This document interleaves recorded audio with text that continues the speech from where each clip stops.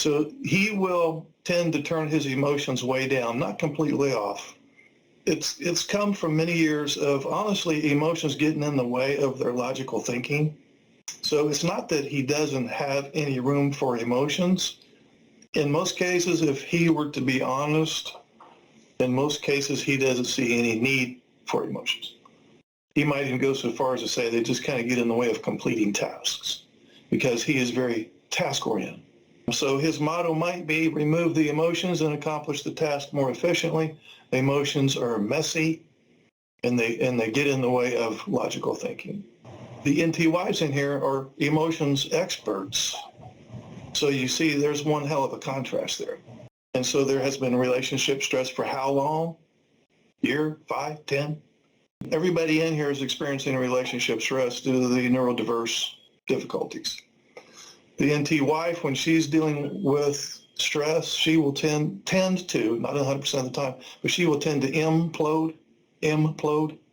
And that could look like sulking or depression, just to grab two out of the air real quick. He will tend to explode.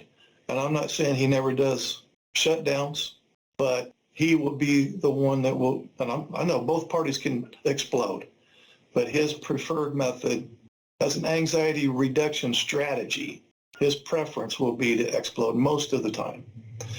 During relationship stress, she will want to talk about the problems, and she'll want to share and talk about feelings. And she prefers connection during crisis, if we want to call it crisis. He doesn't. He's out of touch with his feelings, and he's way out of touch with your feelings.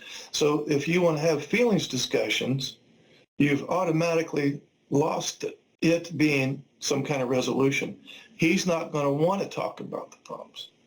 He doesn't want to share emotions, and he prefers, quite honestly, most of the time prefers disconnection during crisis.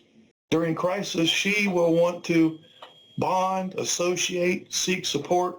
He will want to disassociate and and he may end up doing some version of a meltdown or a shutdown. The moral to this story is you can see why there is this issue going on. And I'm not trying to get him off the hook when I say this.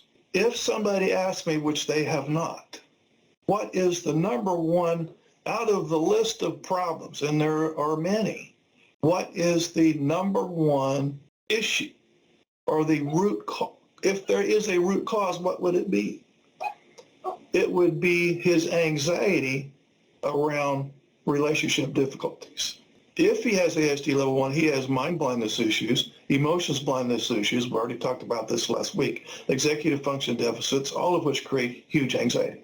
But what I run into most often, if he were to be honest with himself, he often feels confused and insecure in the relationship. This causes a lot of anxiety. He's always in the process of alleviating anxiety, either with a shutdown or a meltdown or just staying busy outside of the relationship.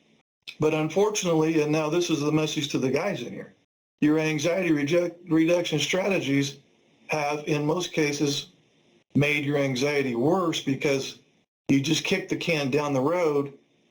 And so all of these things that relationship difficulties that you might have been trying to avoid, they accumulate. They don't disappear. They build up and they pile up. And she gets more resentful and bitter and complaining, etc. And why wouldn't she? Which then makes you, the guy on the spectrum, feel even more unsafe in the relationship. And so we get into this loop